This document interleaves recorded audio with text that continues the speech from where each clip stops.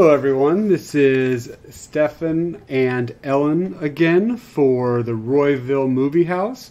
We've just got out of the theater and all my popcorn is gone, so we're going to talk about tonight the movie we just watched, Battlefield Earth, one of the 50 worst movies of all time.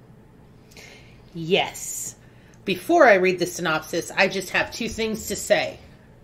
Gondor, Kate Blanchett. I just needed to prove that I could say it. All right. She's been practicing, I guess. Moving on. Battlefield Earth was made in the year 2000. It was directed... It was directed by Roger Christensen.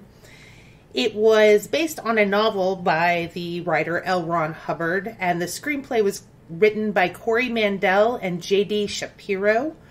The movie does star John Travolta, Barry Pepper, Forrest Whitaker, Kim Coates, and Sabine Carcenti. Forrest Whitaker, people. Yeah. Anyway, Battlefield Earth was written and based on a novel by L. Ron Hubbard, who was the founder of a religion called Scientology that John Travolta is huge into. I think the person who is the only other person on Earth that's more into Scientology happens to be Tom Cruise. Yeah! So, given that, this movie was a passion project by John Travolta, and I believe that it did not highlight any of the good that L. Ron Hubbard could have put into a book that is more than 3,000 pages long.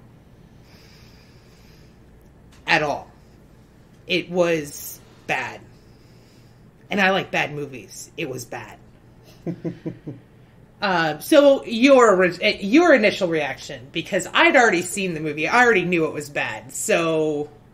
Well, I already told Ellen before this review that I was going to try not to cuss, and it is going to be very, very hard to do that.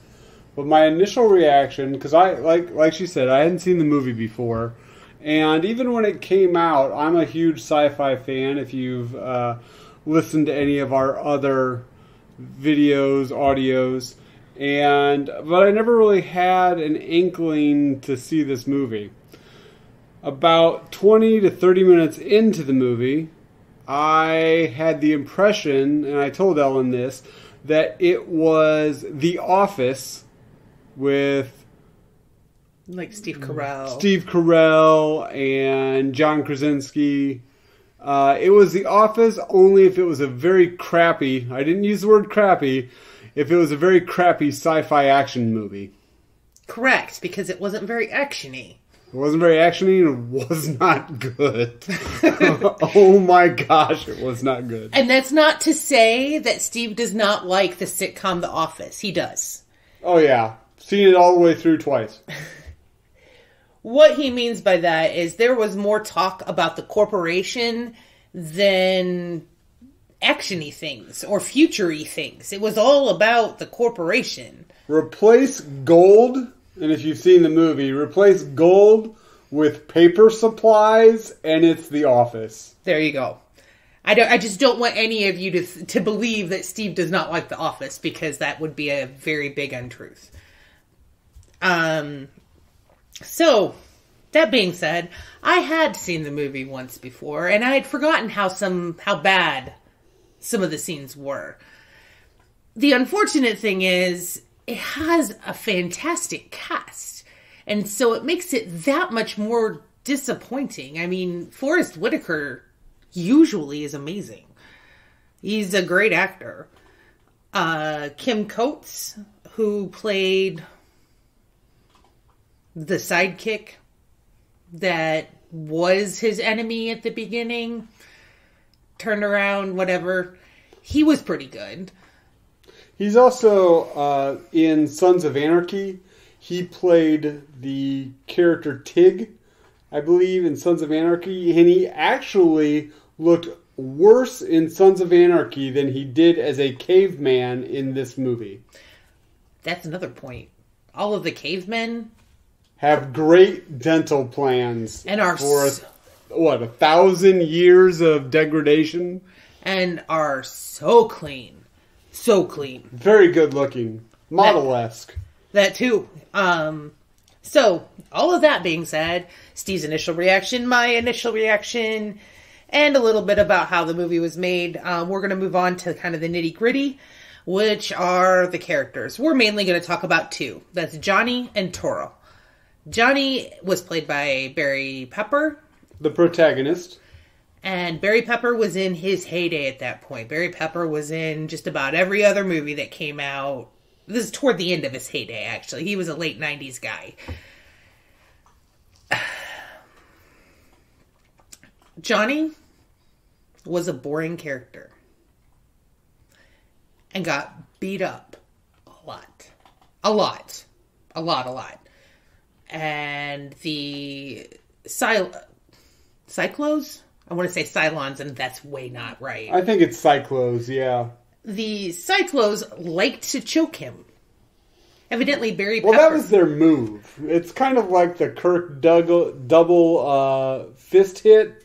Their move is the grab you as you're doing anything and choke you out until they decide to let you go because reasons. Yes, because shut up.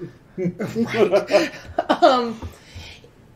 I don't know if this was a decision on maybe the directing team to show that the Cyclos were bigger than humans, because when they're choking you, they're lifting you up off the ground. And there's really like nothing you can do. You're in a vice grip. But they did it so much in this movie, it just became lazy, in my opinion. Correct. I also think that they did it because Barry Pepper makes a very convincing "I'm dying because my throat is being cut off" noise cough thing. Ah, well, okay. That was my thought. I thought maybe the director heard him the first time and was like, "Yeah, do that. Keep doing that. Keep doing that." The other main character is Turl, played by John Travolta. He is the head of security for the Cyclos on Earth. He's trying to move up in the corporation, hence our talk of how much corporation talk there was. Very, very in-depth corporation talk about budgets and projects and payroll, and my God, seriously? It made The Phantom Menace look like a straight action movie with no talking. Just letting you know. Fair enough. And especially all of the talking coming from the aliens. The aliens are supposed to be this conquering people who basically mine planets until they're husks of things. And all they can do is talk about how the workers have to take half salary, and how Forrest Whitaker's character has 5 wives to support. Yeah, very riveting action-adventure talk. Uh-huh. However, John Travolta, to his credit or detriment, I'm not sure which, did, as I said before, get so fat because he ate the scenery. He didn't just chew the scenery, he just ate it. He made a Thanksgiving dinner out of it and poured gravy all over it and was just going to town. And it makes me think, was he actually just having that much fun because he knew that the movie was crap? Or was he being directed that way? Or did he throw himself into it and this was genuinely what he thought a Cyclo was? Could be. He probably had read the book, I would assume, being a Scientologist. Yeah, according to that show we watched, they had to read everything L. Ron Hubbard wrote, but I don't know if that included his works of fiction or not. They never really got into it. Yeah, maybe he got a book on tape. 3,000 pages, that's a lot of hours. But he overacted and stole the scenes, or tried to, every time he was on the camera. And he told Forrest Whitaker's character, Kerr, before he could while he was learning to spell his name, Turl was learning how to conquer galaxies. I don't even understand, like, what a head of security on a planet full of beings that were so inferior physically that they were able to take over the planet in 9 minutes. That's destroying all the world's military, all of our defenses. In roughly modern day, the movie was when? It's 3000, year 3000. Well, when did they come to Earth, I guess? 2000. It was okay, so, 1,000 years. So all of our military at that time, the satellites we had, all that stuff, 9 minutes, totally conquered, done. Done deal. So what do they need a head of security for? For the other Cyclos? Because they didn't seem like they wanted to do much of anything. I don't know. I think his position was mistitled. We need to look at his job review and report. Right. He should be maybe the assistant to the assistant to the the assistant to the regional manager. Yeah, exactly. I like a lot of really bad movies. I do gotta admit that I do enjoy a really good over-the-top action movie. I do enjoy a really over-the-top performance. Hence my sort of secret and shameful love of Nicolas Cage. However, I don't think even Nicolas Cage would have picked this movie up the way that it was written. I don't know how they were able to pitch it to not... I want to exclude John Travolta from that, but, like, how did they pitch it to an actor who's in his heyday, like Barry Pepper? Or how did they pitch it to Forrest Whitaker, who I believe at that point had already won at least one of his Oscars? I could be wrong. I can't remember the time frame on all that.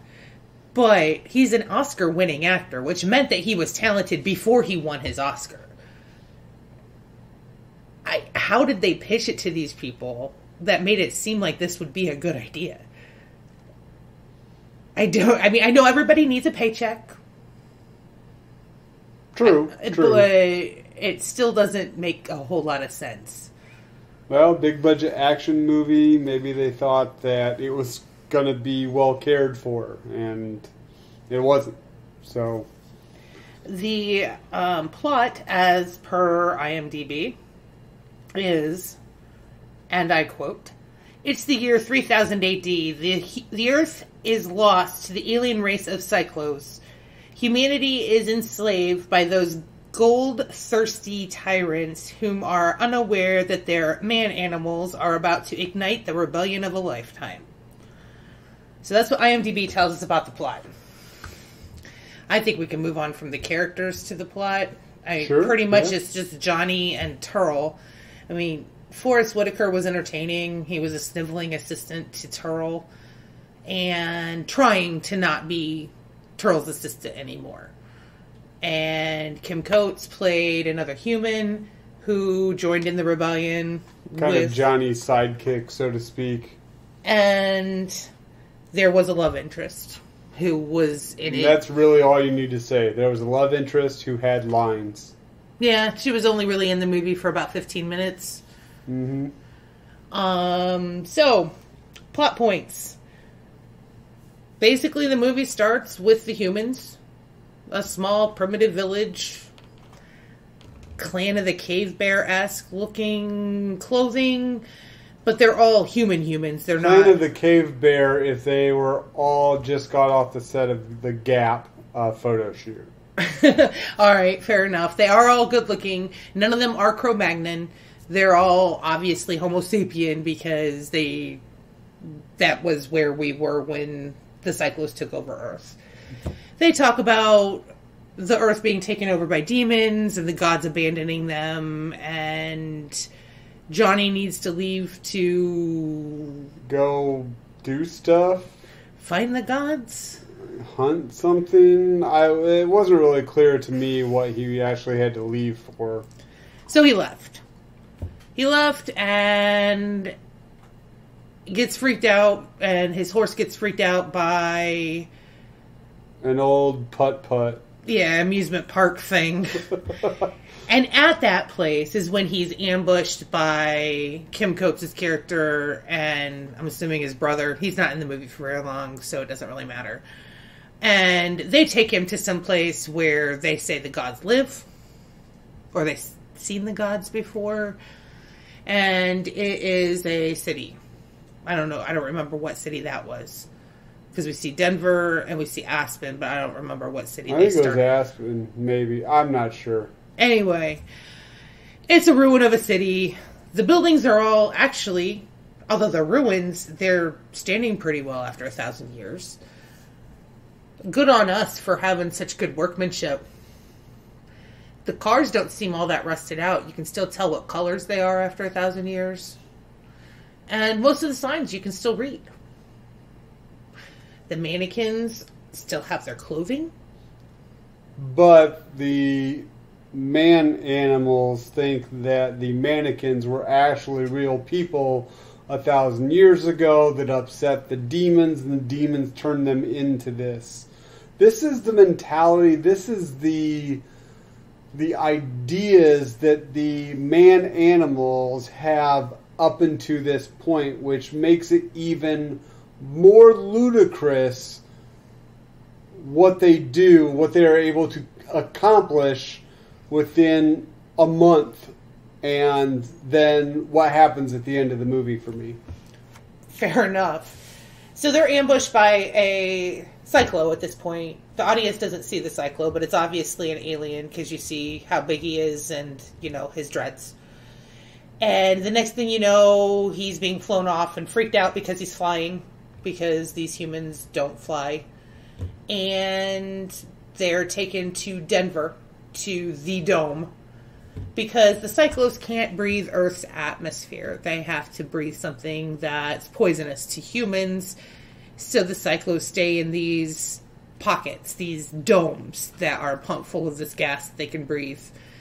And both species have these rebreather things that they wear when they're in the other species areas.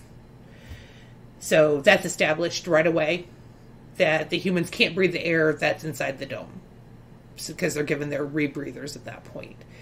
They're taken in, and we get some backstory about the Cyclos and their corporation, which, yes, I understand if you're watching the movie you'll get, but it's really not all that important to the overall, except for the fact that Turtle was denied a promotion. Really, none of the things, in my opinion, were important from the Cyclos' perspective.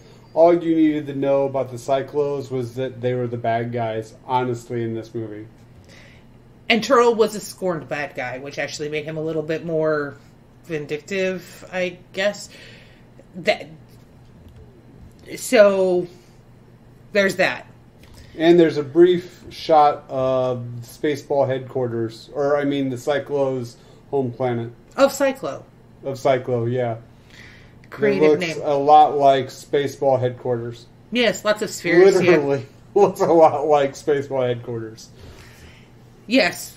I have nothing to argue or add to that. Yes. So there's that. There's a side plot with the Cyclos and the corporation. Turtle's denied a promotion.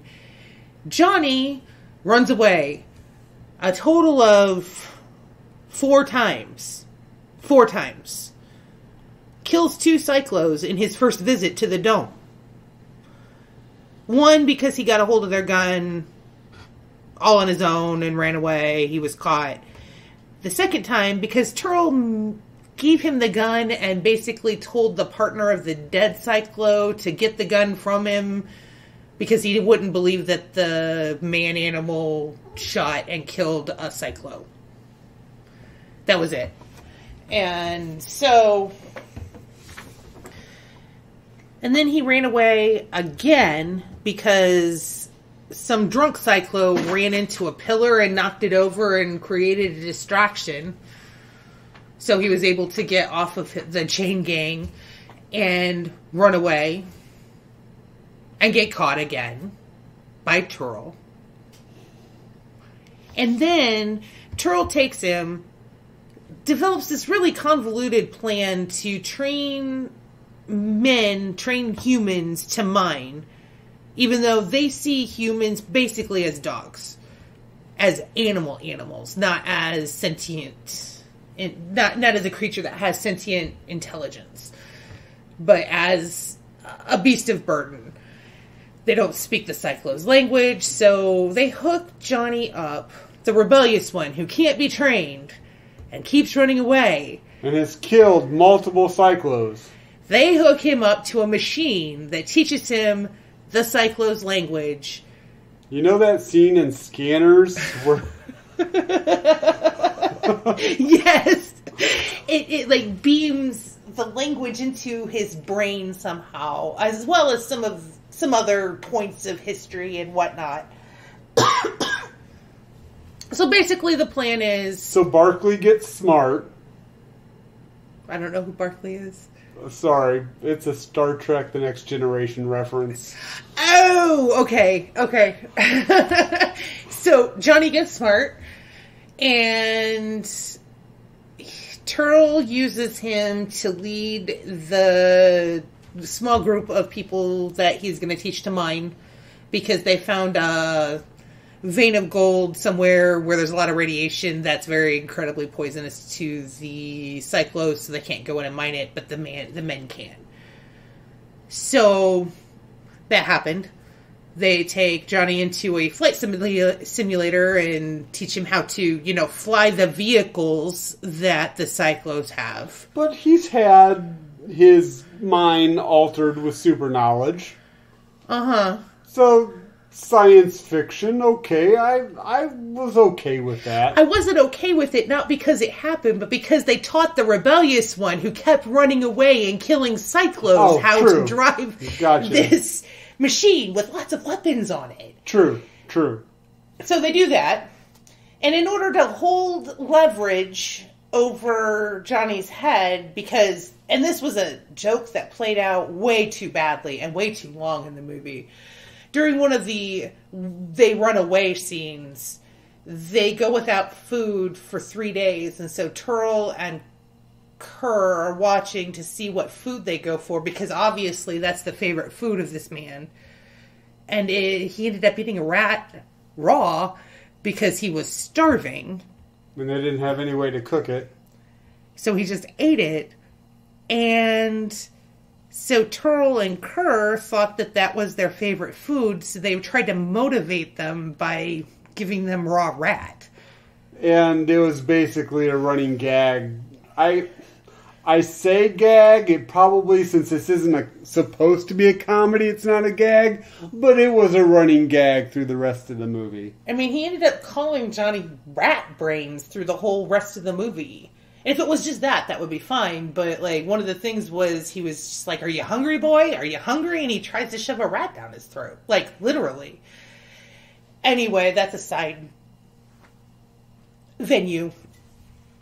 So, after he's trained to fly the helicopter hovercraft weapon thing, he and his pals are taken to the side of the mine by way of his girlfriend, Johnny's girlfriend, because they find her because his horse comes back. Everything happens so weirdly in this movie, it's really hard to explain it, but his horse comes back, they know something happened. Things happen because the plot dictates that it has to happen. You're, in my opinion, not really supposed to think too far into it. But horse comes back. She says she has to go find him. She goes to find him. Has a picture hand drawn that looks just like Barry Pepper. And so they assume that this woman knows Johnny, and they put an explosive collar on her that will decapitate her if he disobeys. And so in order to prove that it would work, they put it on one of his crew and decapitate that dude. Which starts the whole revolution within humanity, because one dude died. Well, they were working towards a revolution. At least Johnny was working towards a revolution for a while. At least thinking about it. True. But that was one guy. It was a very strange ignition to the fire that caused the revolution. But the revolution starts. Or at least the talk of it. They go out to the location of the gold vein, and the mining crew takes their equipment, makes it look like they're mining. But before they got there, Johnny was able to get a hold of a bunch of written information about old humanity and where stuff was. Maps. Because the bad guy showed him. True, because nothing in that library was going to give him any information that he could use because they destroyed the world in 9 minutes. And I want to make this a very strict point. Terrell, correct? Turl specifically told Johnny that he better do exactly what he says because he will be watching him while they're mining. He will be watching all the man animals while they're doing what they're doing. Specifically told him that and showed him how he would do it. Carry on. Okay. So while in the library, he looks at a bunch of maps and a bunch of information, and he gets the location of Fort Knox and finds out that at Fort Knox, there's a bunch of already mined gold. So because the area where the gold vein is filled with radiation, the Cyclos can't come in. Yes, Turl does tell Johnny, I'll be watching. And the way he'll be watching is he'll be sending drones overhead with their little security cameras to basically take pictures as they're doing it. So they're unloading all their equipment. Johnny tells his pals, hey, we're gonna go to this Fort Knox place and we're gonna get all this gold. We're not gonna actually mine. But in the process of all this, we got to gather some other stuff. So they take the Cyclos helicopter hovercraft thing, which must move incredibly fast, because from what I understand, the vein of gold is actually in the Rocky Mountains, and Fort Knox is in Kentucky. But they go to Fort Knox not directly, but by way of Washington, D.C. Terrell knows nothing about this. Because he sends the drones over, and when they can hear the drone thing coming, so they start, it's a big enough crew that they can pretend that they're doing what they're supposed to be doing. So they basically get a vacation from being slaves and can rappel down mountains and rock climb and have a good naturalistic vacation while Johnny and his pals go off to Washington, D.C. to look at a map of where the radioactive bombs are, because somehow Johnny suddenly understands and knows that plutonium or uranium or radiation of some Vibranium. Radiation of some sort will react with the Cyclo's atmosphere and cause a chain reaction that will destroy all of their home world and any of the little pockets if they open their transporters or, whatever. Anyway, it's kind of a big deal, but I don't know how else to explain it because it's kind of not really super well explained anyway. So he and two of his pals see this map. Then they go to Fort Knox, which is standing open. And unless it's in a spot where this radiation is, I don't understand how the Cyclos didn't go and gather the easy-to-grab gold, but instead decided to mine the harder-to-find gold, which in the year 2000, just like now, gold is pretty rare. So if there's a whole underground bunker just filled with gold bullion, why did they not just go and use their pallet jacks and wheel it all on out? It doesn't make any sense. But they didn't, and the vault's standing open, so they get some gold, give it to Turl, who questions how they were able to make it into bars, and Johnny just simply says, you have refined taste, and so I didn't think that you wanted raw ore. And Turl bought it. Because he's an idiot. Uh-huh. So he gives him 7 more days to get the rest of the gold from this gold vein, and leaves. So what does Johnny and all of his new companions do? Decide to leave for 7 days. And Turl knows nothing about this. Because they leave half of them behind to look like they're mining. Uh-huh.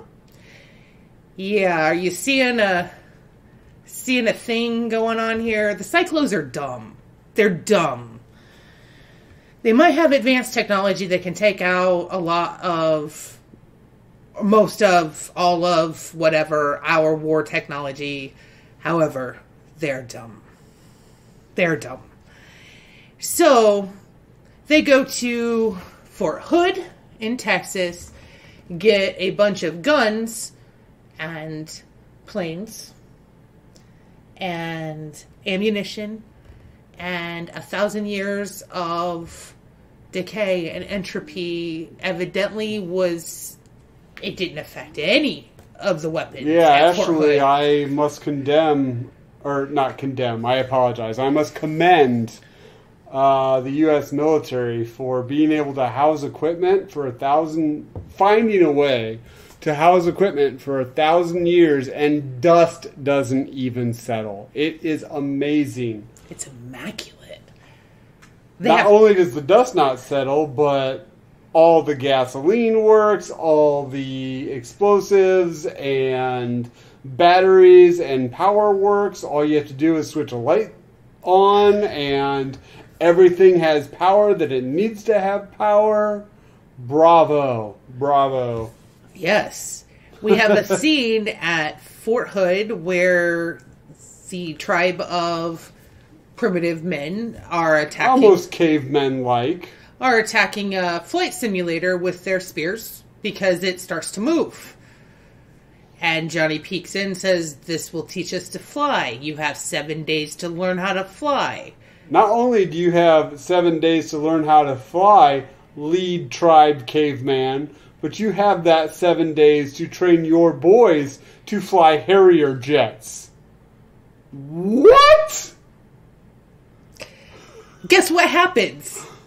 Oh, it happens. Oh, piece of cake. I mean,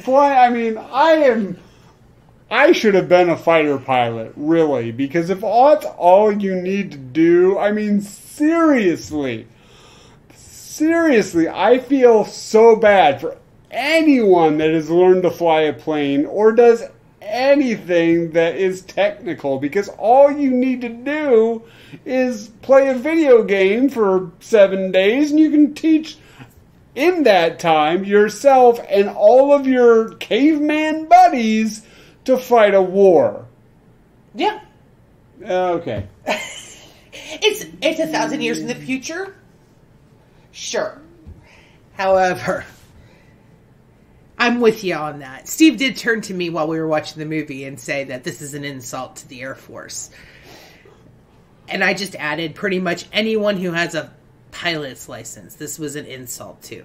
All of those hours that you had to spend live flying a plane, not necessary. You just get in a simulator and you can fly Harrier jets. Because later in the movie, they're dogfighting. It's not like they can pick it up and move it across the parking lot. They are dogfighting. It is pretty ridiculous. Anyway, carry on with the plot. We're almost done, I promise. So, they do all this. They go to Denver, which is the hub that they have been working out of. Turl and Kerr have been working out of the Dome in Denver.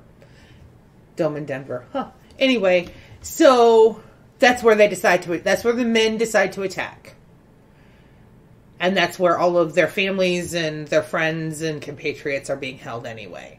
So, in order to get the men out of their cages, Johnny approaches Kerr with some leverage that Turl had on him about this very plan and how it's illegal to train substandard species to mine. Which, weirdly enough, if that regulation had been followed, or whatever, that regulation was actually really smart. They shouldn't have taught the men how to mine, because none of this would be happening if they were... But that's neither here nor there. So, Turl had leverage on Kerr, basically making Kerr his patsy for the whole plan. And in exchange for the footage, Johnny asked for the freedom of the men. Kerr gave it to him, because evidently being in bad standing with the Home Office is actually a lot worse than letting your slaves go free. I guess. They don't go a whole lot into that, but I guess. So, all the men are gone. They're doing their plan.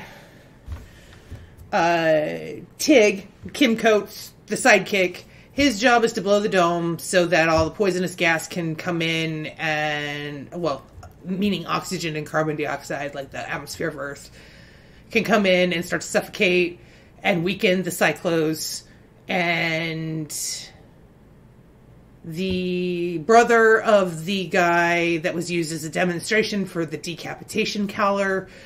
He volunteers to take the vibranium to the Spaceball headquarters to kill all the Spaceballs.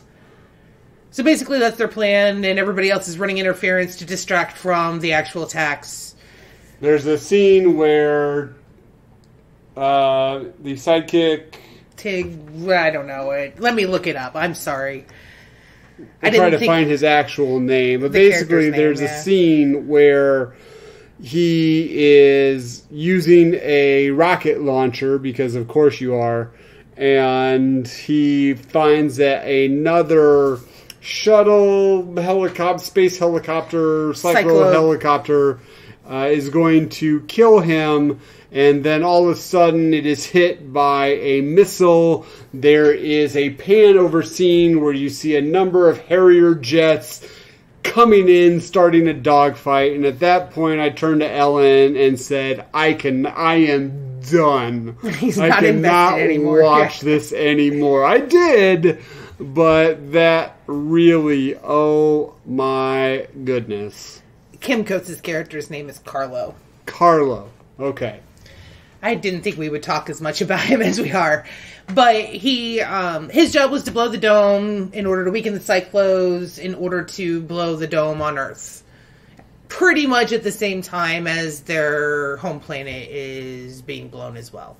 That way, Cyclo can't send reinforcements to, yet again, conquer Earth. So it's a solid plan all in all. As far as basically you want to cut the enemy off from the reinforcements.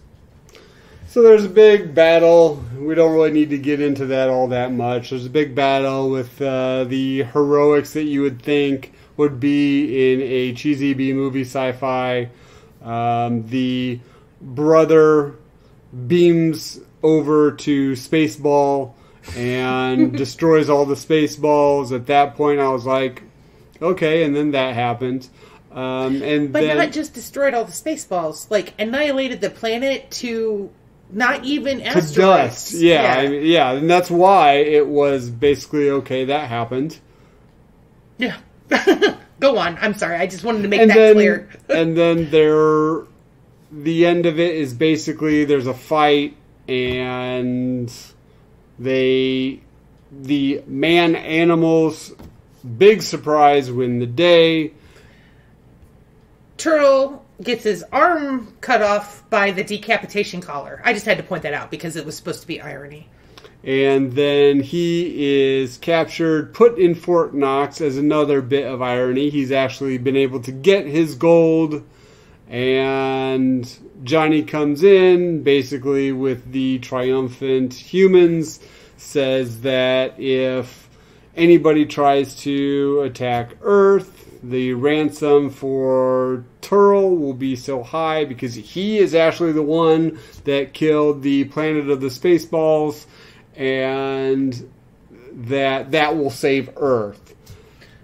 And Kerr, the assistant, finally gets his head of security job with the humans. Kerr basically sees what side his bread is buttered on, and lives out his days as with the humans, partying and being the last Spaceball free on Earth. All right.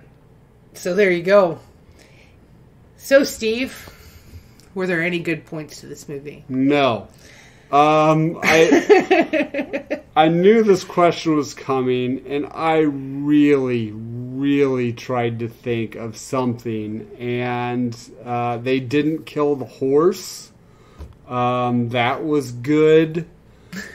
I really seriously, I really tried to think of something, and there was nothing stand out. And to me too, I don't know what the budget was for this movie, but a lot of the special effects didn't really hold up all that well. The writing was pretty poor. The plot was pretty flimsy sci-fi action adventure, but then again, I also didn't know if any of the people involved in the movie were actually taking it seriously. And that's actually a real question I have. Were they, once they figured out what was actually happening, what they were being paid to do, did anybody really take it seriously anymore? I don't know. So, I don't know. So at this point, yeah, I really can't. There isn't really any standout of anything that. Yeah, I can't. I got nothing. All right, so as you know, we did actually. What about you? Did you have anything? No, I was hoping to skip over me. No, actually, I don't think there's a whole lot of high points to this. Kim Coates was okay. His performance was okay, but he basically was playing the sidekick. I mean, there wasn't a whole lot of depth to him. Barry Pepper was really boring, even though he's an okay actor. John Travolta was not boring. Was not boring at all. He filled up all the space that Barry Pepper left him.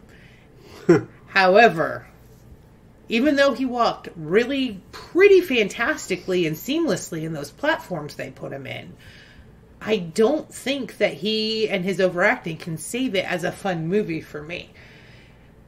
The cinematography was odd. It was weird. And I know it was supposed to look alien because the Cyclos are aliens, but like the lighting and the coloring and the fact that Cyclo is on a 45-degree angle for some reason everywhere. I don't know how they got their whole planet to be on a 45-degree angle. I don't understand this. And I know it's probably just to show a difference between humans and the aliens. But it was disorienting and really kind of not well defined because they weren't always at an angle. I noticed it this time around that when they were in their dome or on Cyclo or whatever, it was only about half and half when it's like the cinematographer sometimes forgot to put the camera at an angle. I don't know. Maybe he wasn't drunk those days. I genuinely don't know. And I'm very sorry if anybody knows and if that guy is a very talented cinematographer.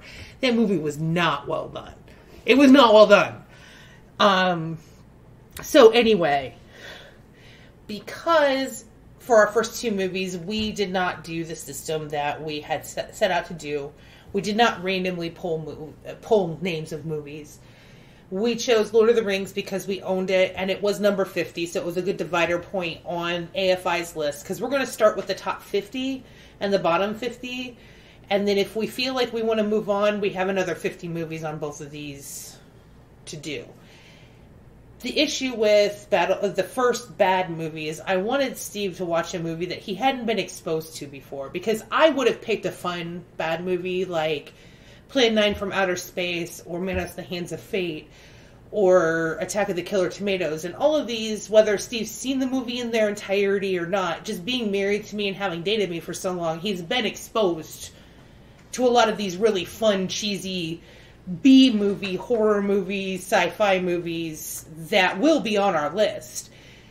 But I wanted the first one out to be pretty fresh for him. And I do apologize, Steve, that it was such a stinker. Yeah. People had talked about it, and I did not think that it was as bad as it was. Well, it can only go uphill. There are a lot of fun bad movies that are, I don't want to say so bad they're good, but there are a lot of really fun movies to watch. Like, Ed Wood puts a lot of heart into all of his movies, but they're all bad. So you have a good time watching somebody do their passion. But I just wanted to apologize to you officially. That will be posted up forever. That I exposed you to such a bad movie the first time out of the gate. All right. So that was our discussion on Johnny vs. the Spaceballs.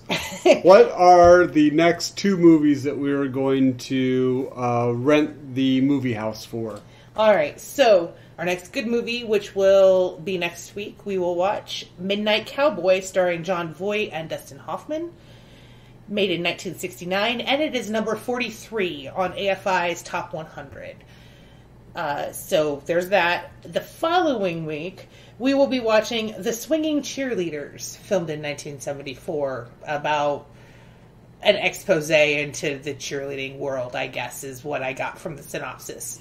So it hopefully will be fun. All right, so it looks like they are lighting the lamps on the street in Royville, so our time is about done here.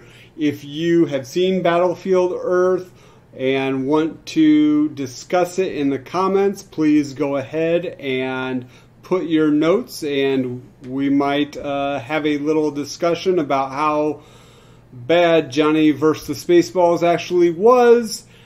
If you liked it, we'd like to know why you're so crazy. Other than that, please hit subscribe if you can, and we will see you next time at the Royville Movie House. Bye-bye. Bye-bye.